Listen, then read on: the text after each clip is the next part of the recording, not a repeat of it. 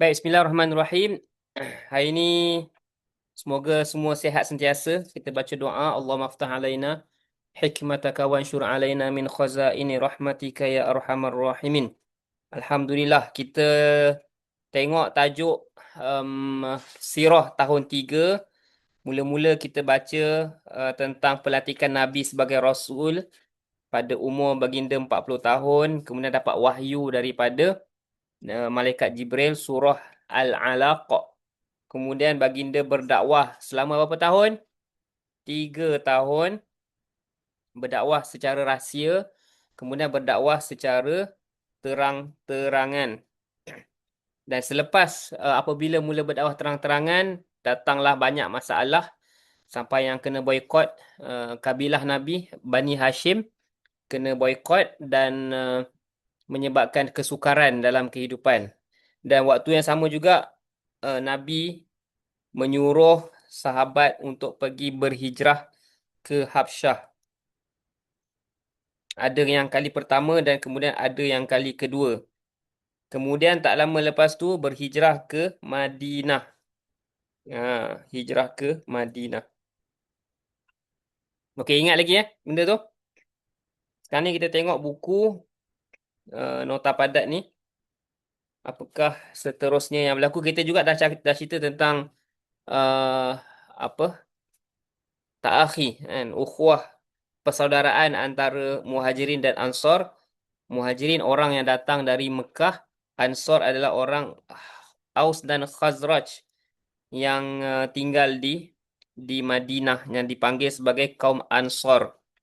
Dan kemudian kita baca tentang mukjizat Nabi Muhammad iaitu Al-Quran, ada mukjizat maknawi dan juga ada mukjizat hissi. Mukjizat hissi ni yang boleh nampak.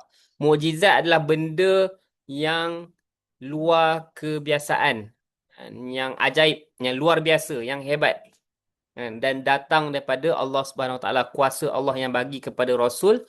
Tujuan dia apa? Tujuan dia untuk menguatkan dakwah Nabi. Tujuan dia adalah untuk menguatkan dakwah Nabi Muhammad SAW. Dan juga nabi-nabi yang lain pun, macam kita ambil contoh kisah Nabi Musa dengan ahli sihir Fir'aun. Okey. Seterusnya masuk tentang pengertian Al-Quran. Kita dah belajar sikit. Al-Quran adalah kalamullah. Kata-kata Allah, kalam Allah yang diturunkan kepada Nabi Muhammad pada bulan Ramadan. 2 kali penurunan, iaitu pada malam 17 Ramadan, iaitu di Lauh Mahfuz. Dari Lauh Mahfuz pergi ke Sama'ud Dunia. Dan ayat yang biasa kita baca, malam Lailatul Qadar lah. Kan? Malam Al-Qadar. Dan peringkat yang kedua, penurunan secara berperingkat, iaitu selama 23 tahun datang kepada Nabi Muhammad. Okey. Dan soalan Ustaz rasa tak adalah susah sangat.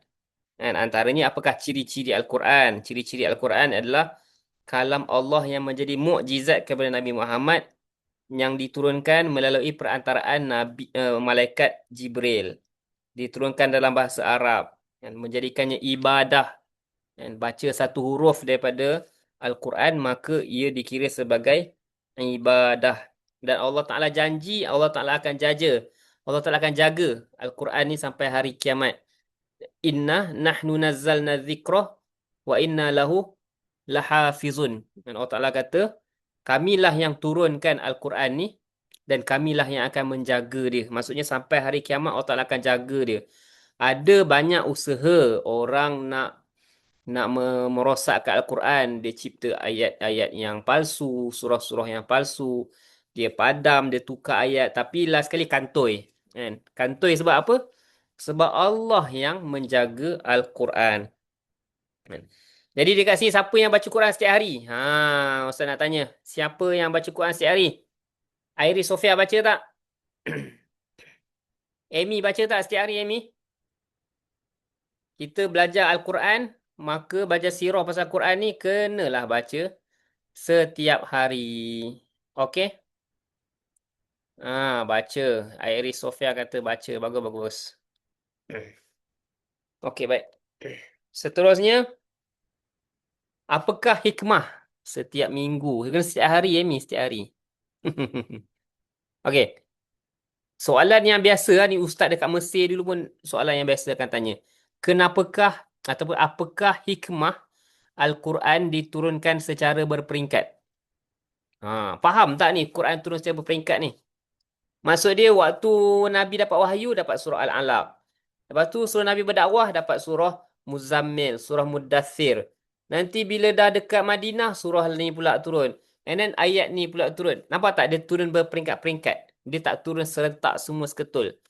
Jadi soalan yang datang adalah kenapa? Apakah hikmah? Apakah pengajaran? Apakah hikmah lah? Soalnya soalan tentang hikmah. Kenapa Al-Quran ni diturunkan secara berperingkat? Hikmah ni pengajaran lah dia kata. Al-Quran diturunkan secara berperingkat-peringkat. Hikmah dia ialah sebagai uh, sebagai jawapan kepada masalah ketika itu. Maksudnya pada zaman Nabi tu, bila Nabi deal dengan orang kafir Quraisy, ada masalah ke apa ke, lepas tu turun wahyu menjelaskan perkara tersebut. And then dalam situasi lain pula, ada masalah berlaku, contoh kisah Siti Aisyah kan. Sayyidatina Aisyah dalam hadithul ifki, kisah Nabi Muhammad dengan isteri dia, Sayyidah Aisyah.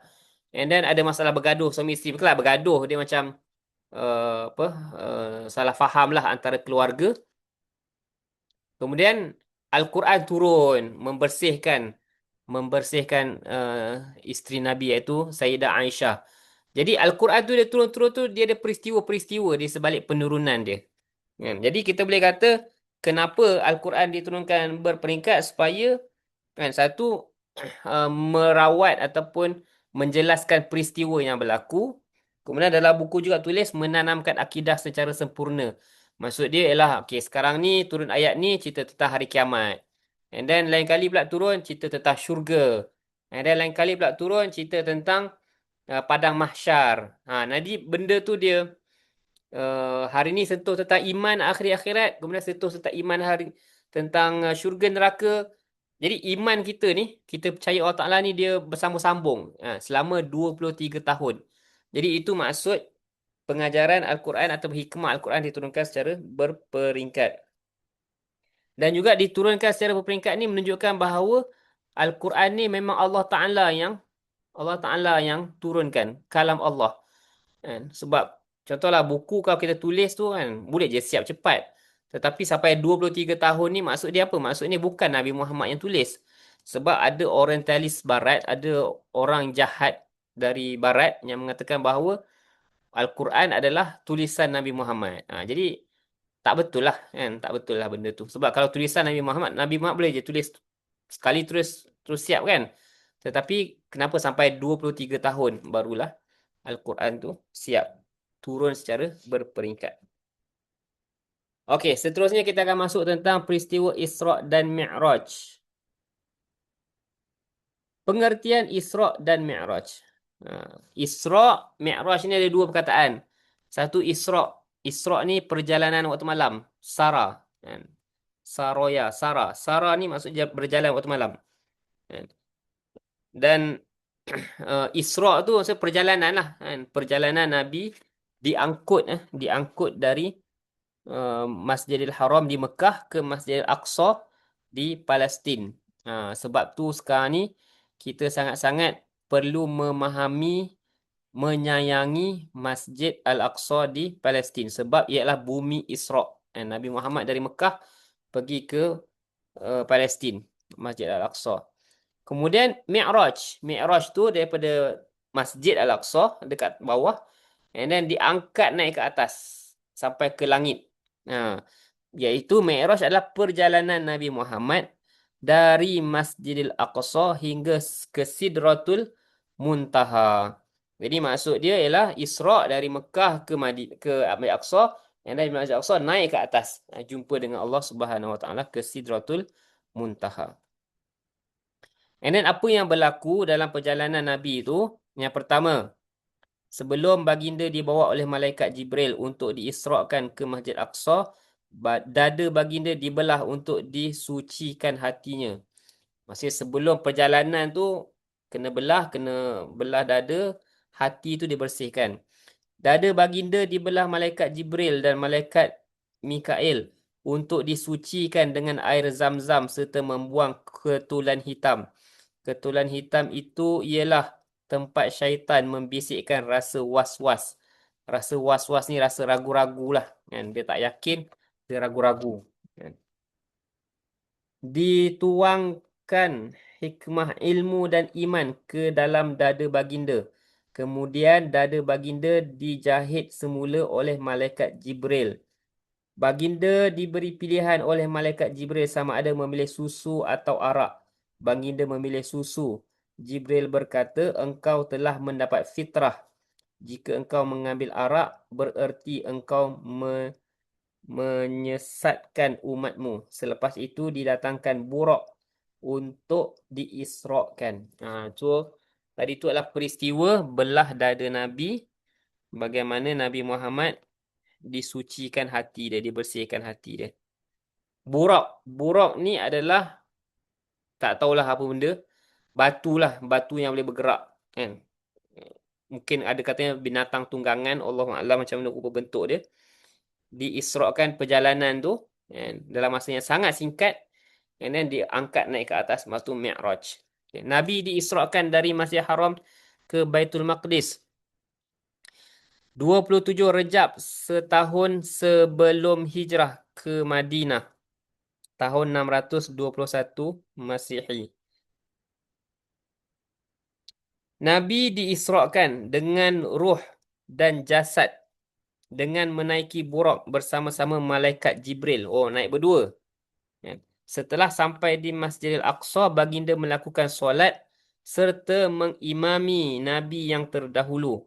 Buraq Nabi diletakkan di pintu masjid, kemudian baginda dibawa ke langit. Maksudnya sampai dekat Masjidil Aqsa, ada Nabi-Nabi yang terdahulu. Nabi-Nabi yang terdahulu dan Nabi Muhammad menjadi imam. Maksudnya kelebihan Nabi Muhammad lah. Hebatnya Nabi Muhammad ni, dia menjadi imam, jadi penghulu kepada Nabi-Nabi yang lain. Sebab tu kita biasa selawat, kita kata Sayyidul Anbiya. Sayyidul Anbiya ni maksudnya apa? Ketua kepada para Nabi. Kemudian setelah baginda turun ke bumi, baginda menceritakan kepada kaumnya orang yang pertama membenarkan cerita Rasulullah ialah Abu Bakar As-Siddiq. Oleh sebab itulah Sayyidina Abu Bakar digelar As-Siddiq. Maksud As-Siddiq lah orang yang membenarkan, orang yang mempercayai dan mengatakan Nabi Muhammad bahawa orang yang betul. Itulah As-Siddiq. Okey, peristiwa semasa Isra' dan Mi'raj. Kaum yang berjihad di jalan Allah. Jadi maksudnya sepanjang perjalanan tu Rasulullah jumpa macam-macam benda. Macam-macam benda. Antaranya ialah kaum yang berjihad di jalan Allah.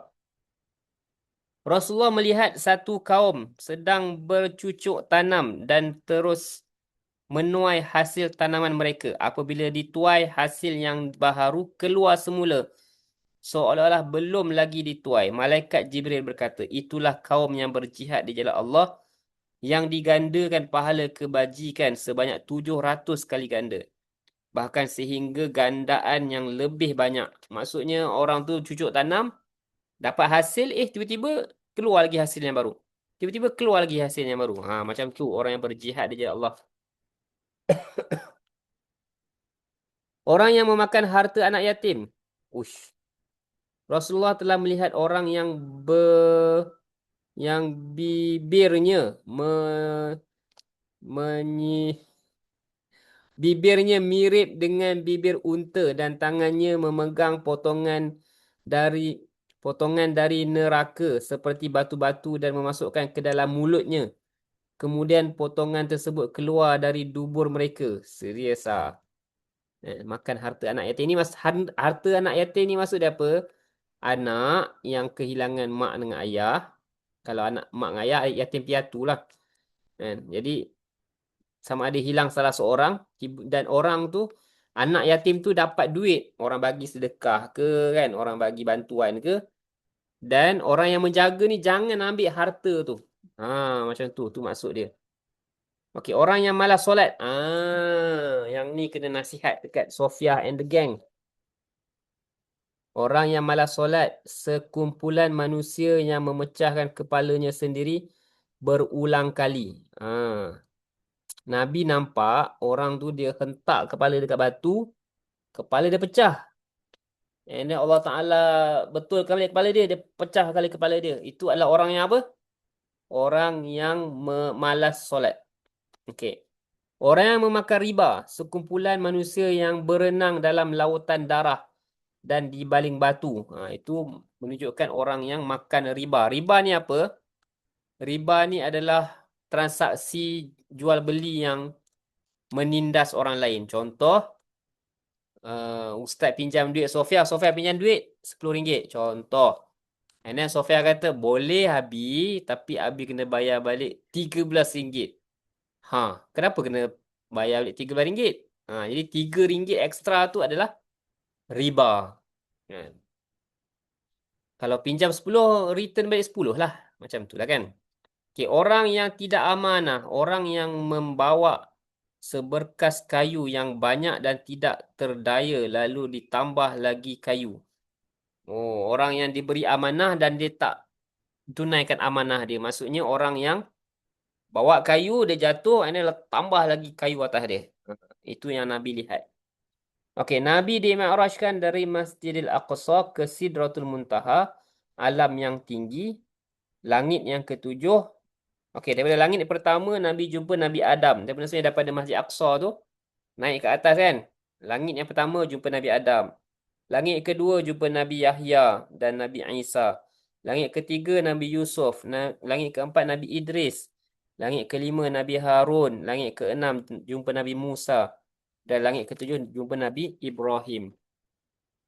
Tapi rasanya level-level tu tak adalah kot masuk peksa. Lebih kepada Nabi jumpa siapa lah kat sana kan. Ataupun apakah pengajaran daripada peristiwa Isra' dan Mi'raj. Macam tu je lah kot soalan dia.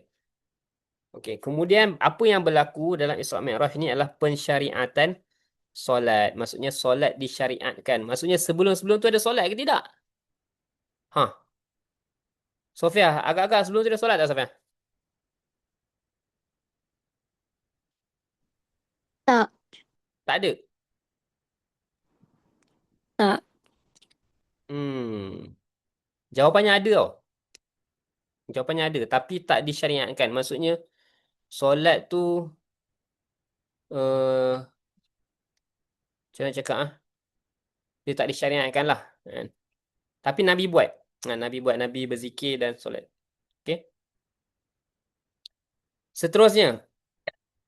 Nabi Muhammad diangkat ke Sidratul Muntaha. Kemudian ke Baitul Ma'mur dan menerima perintah mendirikan solat fardu 50 waktu sehari semalam. 50. Bukan 6, 7 50 Apabila turun semula, Nabi Musa menasihatkan baginda supaya memohon kepada Allah untuk mengurangkan 50 waktu kepada 5 waktu sahaja. Okey. Maksudnya Rasulullah jumpa Nabi Muhammad, Nabi jumpa Allah Ta'ala dan dapat arahan supaya solat 50 waktu sehari semalam. Lepas tu turun balik, Nabi Musa kata, nego lah kan. Nego buat 5 dah lah. Kan?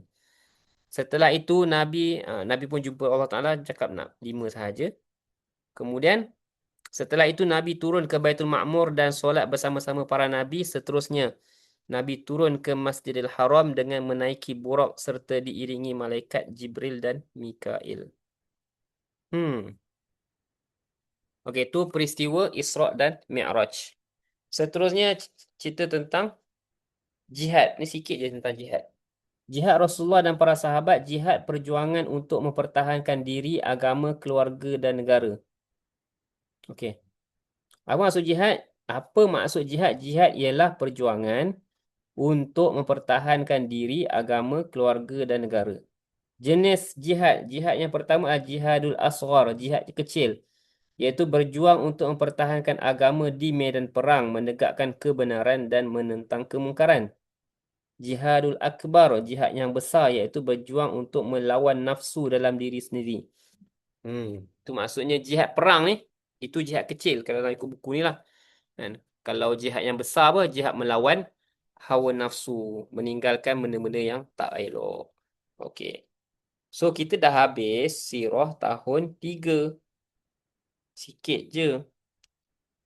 Tapi sebab kita ada masa sikit je, so jadi panjang lah. Kemudian kita akan baca sirah tahun 4. Sirah tahun 4, muka surat 115. Sirah tahun 4 pun tentang jihad dan juga pembangunan negara Islam. 115. Alright.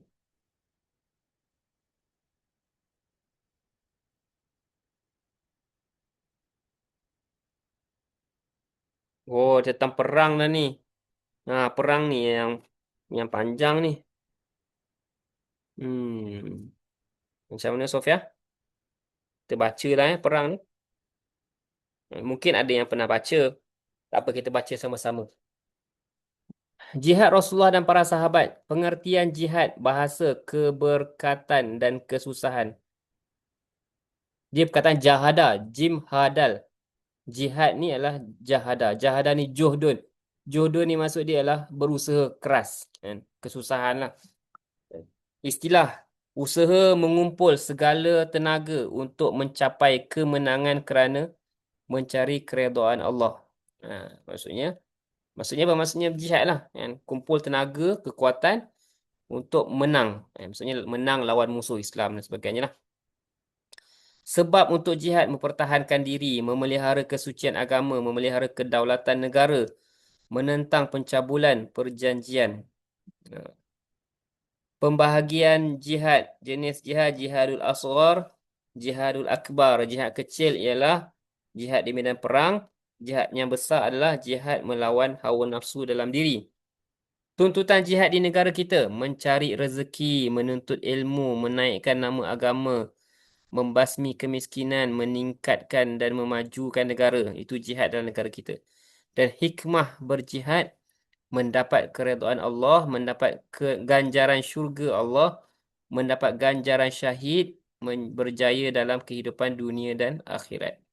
Simple je tajuk jihad. Okey, kemudian tentang peperangan. Soalan, ada berapa banyak perang yang Nabi join? Berapa banyak perang yang berlaku di zaman Nabi yang Nabi join? Tak silap ada 27 kot. Banyak perang. Perang ni waktu bila? Perang ni waktu zaman Madinah. Kan kita cakap tadi, dekat Mekah Nabi mana ada negara? Nabi adalah baru jadi Nabi, baru jadi Rasul. Dia berdakwah. Sampailah ke zaman Madinah. Bila dah berpindah ke Madinah, barulah Nabi jadi ketua negara. Macam ketua kelas lah kan? Ketua kelas kan? Ketua kan? Bila nak dah sampai dekat negara, level negara tu, apa yang dia nak buat? Menyebarkan Islam pergi ke seluruh negara-negara yang lain. Jadi berlakulah peperangan. So maksud dia berperang ni bukan senang tu tak. Perang ni maksud dia ialah macam takrifan tadi, apa definisi tadi, mengumpulkan segala tenaga dan kekuatan untuk memenangkan Islam. So maksud dia perang yang pertama, perang Badar ni, Nabi lawan siapa? Lawan orang Mekah. Ha. Kaum kampung dia, kampung lama dia. Macam tu lah. Contoh macam Sofia kan. Sofia, kalau kata nanti masuk sekolah menengah, masuk TKC contoh, atau masuk SGS, masuk TKC. Lepas tu tiba-tiba, Sofia masuk pertandingan chess, Sofia lawan SMK SBU. Sofia lawan kawan lama. Maksudnya kampung lama Sofia, SBU kan. So sama juga dengan Nabi ni. Perang Badar, perang yang besar ada banyak. Tapi yang besar dalam buku ni 3 lah. Perang Badar, Perang Uhud dan Perang Khandaq. Dan Perang Badar ni sebenarnya lawan orang kafir kampung Nabi lah. Kan? Nabi daripada Mekah, dia pindah ke Madinah. And then dia berperang lawan orang Mekah balik. Tu Perang Badar. Pada 17 Ramadan tahun kedua Hijrah, di lembah antara Mekah dan Madinah. Kalau Uhud pula, Perang Uhud bulan Syawal tahun ketiga Hijrah di kaki Bukit Uhud.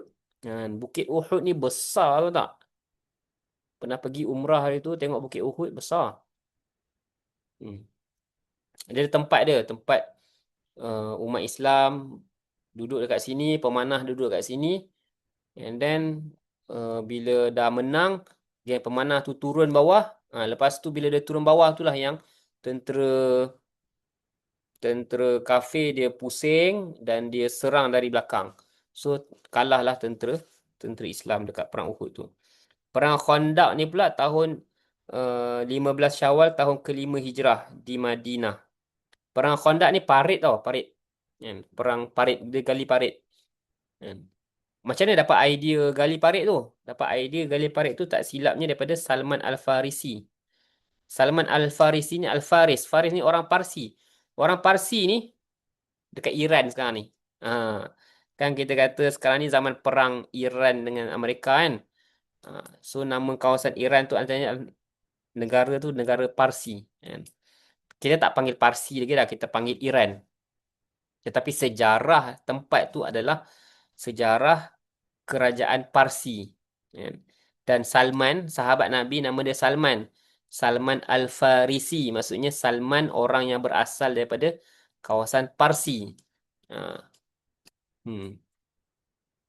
So idea menggali parit di sekeliling Madinah tu itu adalah idea daripada Salman Al-Farisi supaya musuh nak cross tak boleh nak cross sebab ada parit. Hmm. Okay, so sekarang ni kita kena pergi satu-satu. Perang Badar, ketua tentera Islam Nabi Muhammad, ketua-ketua kafir Abu Jahal bin Hisham. Bilangan tentera yang terlibat Islam ada 313 orang iaitu Ansar dan Muhajirin. Kaum kafir ada 1,000 orang. Maksudnya 313 lawan 1,000. Logiknya siapa menang?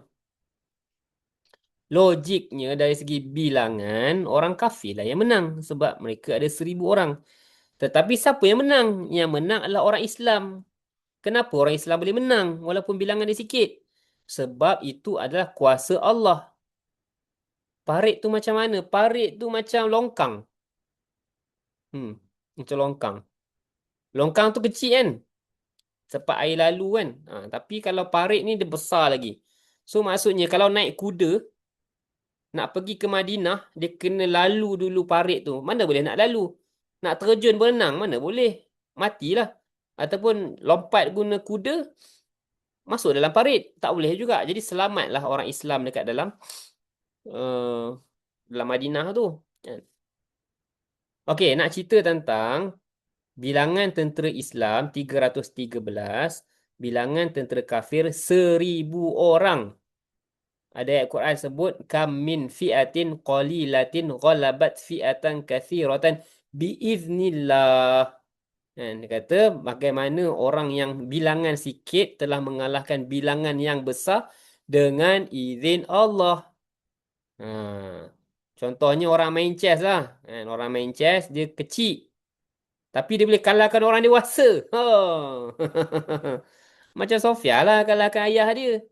Kan? Kecil tapi boleh kalahkan ayah dia main chess. Macam tu lah lebih kurang. Bilangan umat Islam 313, orang kafir 1,000. Ada kisah hadis yang menyebut bahawa yang berperang ni di kalangan umat Islam ni, macam mana umat Islam boleh menang ni, antaranya adalah malaikat Jibril. Ada hadis dia cerita tentang malaikat yang ikut berperang. Sebab tu dia jadi ramai. Sebab tu dia boleh menang. Nak ceritanya, siapa yang suruh malaikat join ni? Allah Ta'ala lah yang suruh. Kan? Sebab nak memenangkan agama Islam. Sebab kalau perang Badar kalah, habislah negara Madinah. Dah lah baru bertapak. Tetapi, maksudnya baru je membina negara Madinah tu. Kalau kalah memang habislah, kena serang kan. Tapi Allah Ta'ala takdirkan hikmah menang ni adalah agama Allah terpelihara. Islam boleh berkembang dengan lebih besar, lebih tersebar luas. Okey, sebab berlaku peperangan menggantikan harta orang Islam yang dirampas, melemahkan ekonomi musuh Islam, mengembangkan Islam. Kan Ustaz dah cakap tadi. Kan? Maksudnya apa? Harta umat Islam yang dirampas ni waktu diorang pindah tu lah. Kan? So harta-harta umat Islam yang berpindah yang berhijrah dari Mekah pergi ke Madinah. So harta-harta yang dekat Madinah, dekat Mekah tu habis dirampas. Jadi macam nak balas dendam balik lah. Kan? Nak serang balik lah. Macam tu. Oh sorry. Yang ini tentang kafilah dagang. Kan? Kafilah dagang Abu Sufyan. Hmm. Dia lalu satu kawasan Badar tu. Tu kena baca lagi lah lagi detail daripada sini. Maksudnya macam mana boleh berlakunya peperangan. Okey, strategi tentera Islam. Allah menurunkan pertolongan kepada tentera Islam dengan menghantar malaikat. Dah cakap tadi, menghantar malaikat bagi mengaburi mata musuh yang melihat tentera Islam kelihatan seperti ramai. Itulah dia. Tak ramai pun, tetapi ramai tentera malaikat yang turun. So, nampaklah ramai. So, bila nampak ramai, orang kafir akan rasa down lah. Dia akan rasa takut. Sebab tu dia kalah. Okay, bilangan tentera yang terbunuh. Orang Islam, 40 orang syahid. Termasuk Ubaidah bin Al-Harith. Orang kafir, 70 orang mati. Dan 70 orang ditawan. Ditawan ni maksud apa?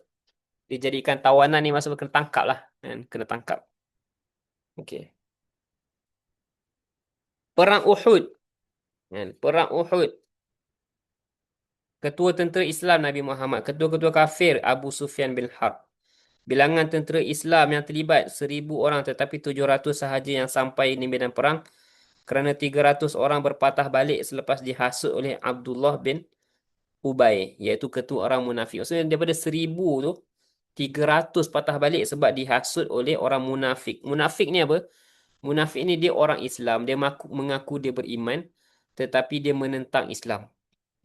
Bahaya ni.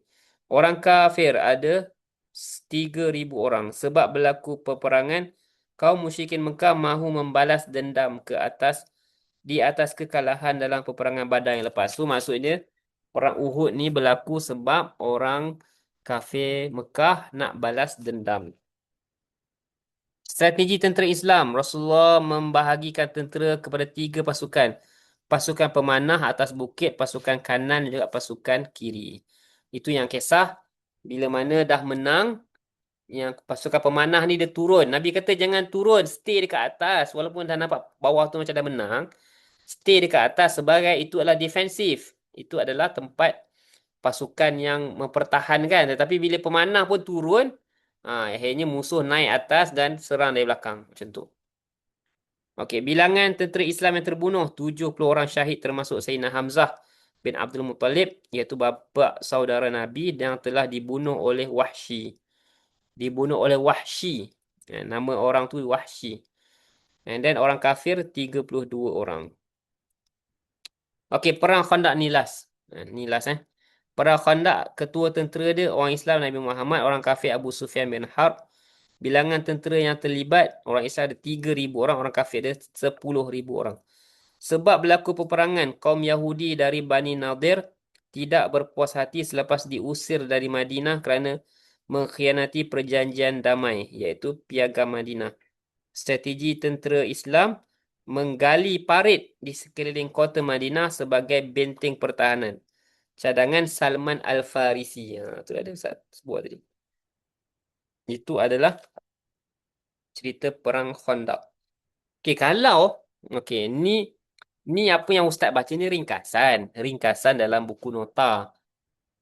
Kalau kalau nak faham lagi apa yang berlaku perang Badar, apa yang berlaku perang Uhud, apa yang berlaku pada perang Khandaq, apa pengajaran dia, apa hadis-hadis Nabi yang ada tentang perang-perang ni, sila buka YouTube, sila search kisah perang Badar, kisah perang Uhud, kisah perang Khandaq.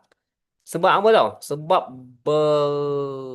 banyak sangatlah hadis, rasanya sampai beribu kot, ataupun beratus hadis dan kisah-kisah tentang perang ni. Banyak lagi perang. Perang Tabuk ada kan. Tapi dalam silibus Ada 3 perang ni je lah kan. Dalam silibus sirah tahun 4. So Ustaz rasa itu sahaja pada malam ni. Silakan untuk baca buku-buku pasal perang-perang tu kan, dan juga sirah-sirah Nabi. Malam ni kita hanya ulang kaji secara ringkas. Jazakumullah khairan katsira.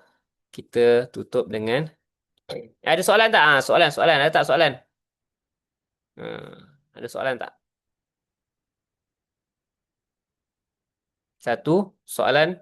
Dua, soalan. Tiga. Tak ada soalan. Okey, siapakah yang membunuh Hamzah dalam perang apa? Hamzah mati dalam perang apa? Syahid dalam perang apa? Siapa nak jawab? Amy. Uhud. Perang Uhud. Siapa yang bunuh? Siapa yang bunuh Hamzah? Sofia. Wahsy. Eh, Wahsy. Iris tulis. Perang Badar. Berapa orang tentera Islam?